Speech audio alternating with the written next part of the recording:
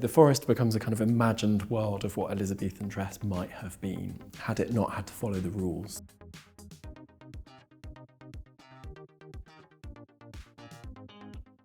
The story starts in a world that's referred to in the play as the court. The court is an oppressive regime. We were interested in quite rigid period pieces where people are very covered up.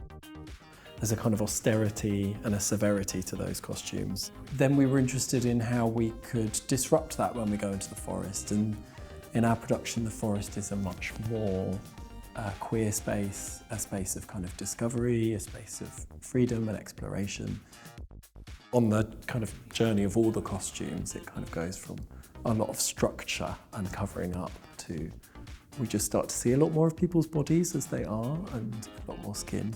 One of the kind of big things in the story is that Rosalind and Celia, when they leave the court, decide to put on disguises. Rosalind decides to disguise herself as a man. There's an idea about playing with perceived gender. Layers it would have had in an original production of it being played by a young man, dressing as a woman, who's then dressing as a man.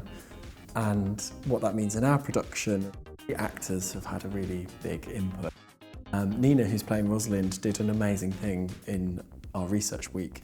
We dressed her in an Elizabethan dress, and she transformed that dress into what looked like a doublet and hose. Completely sculpted this new look, this new silhouette for herself in a very sort of improvised and thrown together way.